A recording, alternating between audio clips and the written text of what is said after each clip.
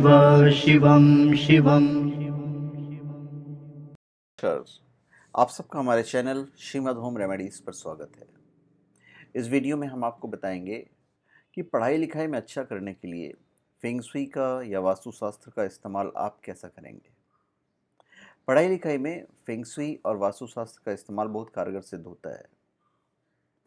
शिक्षा किसी परिवार के लिए महत्वपूर्ण बात कही जाती है और इसमें मेहनत और लगन की भूमिका बहुत बड़ी होती है। पर कुछ बच्चों का मन किसी वजह से पढ़ाई में नहीं लगता है या फिर अपना ध्यान पढ़ाई में केंद्रित नहीं कर पाते हैं।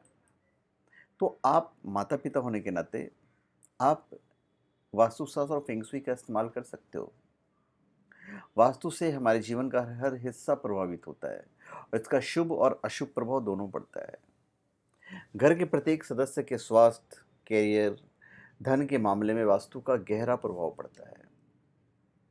बच्चों के पढ़ाई करने की दिशा या फिर उनके कमरे में वास्तु दोष का कारण यदि आप समझ गए तो फिर आपके बच्चे बहुत अच्छी मन लगाकर काम करेंगे, तरक्की करेंगे।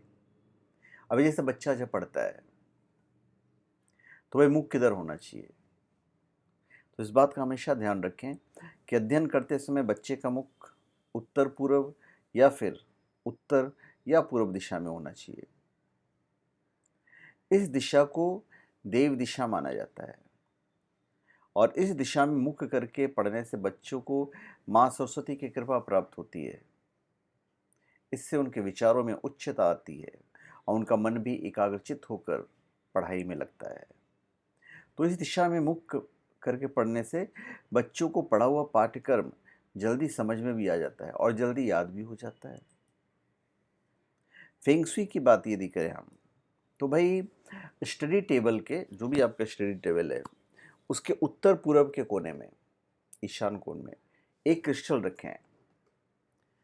क्रिस्टल नहीं रख सकते हैं, सेलेनाइट रखें, जिससे कि वह जगह ऊर्जा से परिपूर्ण हो जाए। ऐसी जगह को पृथ्वी संचालित करती है, इसलिए बेहतर शिक्षा के लिए यहाँ क्वार्ट्ज क्रिस्टल रखें। आप क्वार्ट्ज की मछली रख सकते हैं, आप क्वार्ट्ज का कछुआ रख सकते हो, आप सेलेनाइट रख सकते हैं, आप वाइट क्वार्ट्ज रख सकते हैं। मतलब बहुत सारी चीज़ें हैं जो आप रख सकते हैं।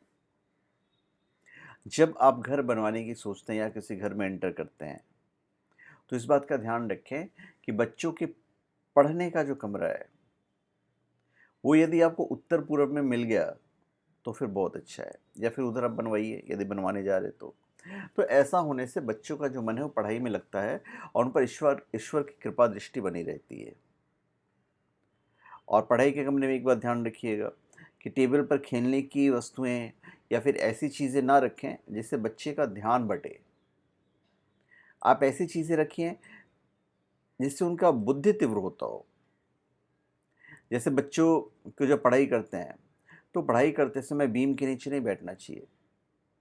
साथ ही पढ़ते समय अपना चेहरा दीवार की ओर न रखें और आपकी पीठ भी दरवाजे की ओर नहीं होनी चाहिए। तो बच्चे में एकाग्रता और आत्मविश्वास को बढ़ाने के लिए गणेश और लक्ष्मी का फोटो भी आप रख सकते हैं। माता सरस्वती का फोटो सबसे बेस्ट रहेगा। और बच्चे का कमरा किसी भी तरह की गंदगी और शोरगुल से मुक्त रहना चाहिए। बेड के ऊपर सेल्फ नहीं रखें, इससे बच्चे में अनिद्रा का विकास होता है जो किसी भी तरह से पढ़ाई के लिए ठीक नहीं मानी जाती है। हमेशा अध्ययन कक्ष में ऐसी वस्तु रखनी चाहिए जो बच्चे को एकाग्र होने में मदद करे। पढ़ाई की मेज पर आप पिरामिड रख सकते हैं। ये देखिए, जैसे ये पिरामिड है, मैंने भी रखा हुआ है। हालांकि ये तो पिंक है, आप क्वार्ट्ज का भी रख सकते हो, ये भी रख सकते हो, इससे पॉजिटिव एनर्जी निकलता है। उड़ने वाले पक्षी फिनिक्स का चित्र आप रख सकते हैं। ऐसा करने से बच्चों की सोचने की जो शक्ति है उसका विस्तार होता है, कल्पनाशीलता में वृद्धि होती है। आप स्फटिक का ग्लोब रख सकते हो, स्फटिक के बॉल रख सकते हो। और पढ़ाई करते समय बच्चे इस प्रकार से ना बैठें कि दरवाजे की उनकी पीठ हो, इसका ध्यान रखिएगा। दीवारों का रंग भी मायने रखता है। बच्चों के पढ़ाई के कमरों का रंग मायने रखता है। दीवारों का रंग हल्का नीला, बादामी या फिर पीला होना चाहिए। दीवारों पर प्रेरणादायक महापुरुष या फिर महान वैज्ञानिकों के चित्र आप लगा सकते हैं। ऐसा करने से आपको प्रेरणा प्राप्त होगा। आप चाहे तो दीवार पर छोटी छोटी रैक बनवाकर बच्चों की ट्रॉफी लगवा सकते हैं, जो उसने हासिल की, और नहीं भी हासिल की तो भी दिखने में खूबसूरत लगता है। अगर बच्चे पढ़ाई के लिए एजुकेशन लोन या स्कॉलरशिप लेना चाहते हैं और इस कार्य में बाधा आ रही है, तो उन्हें कमरे के पश्चिम में स्थित खिड़की पर 7 डंडों वाले लाल रंग के विंड चाइम आप लटका सकते हैं। अगर पढ़ाई के कमरे में उत्तर पूर्व कोने में कौड़ी रखी जाए तो यह शिक्षा में सौभाग्य को जगाता है। रंगों का इस्तेमाल तो मैंने आपको बता ही दिया है। अगर बच्चे का तत्व अग्नि है तो उसके लिए हरा रंग ठीक होगा। अगर बच्चे का तत्व धरती है तो उसके लिए लाल रंग सही होगा। अगर वह धातु तत्व वाला है तो उसका रंग पीला होना चाहिए। यदि बच्चा का आपके बारे में पता नहीं हो तो उसके लिए सफ़ेद।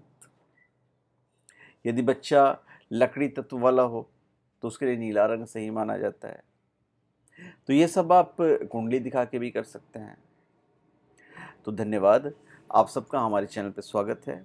आप हमारे चैनल पे सब्सक्राइब करें और अपने कमेंट दीजिए। धन्यवाद।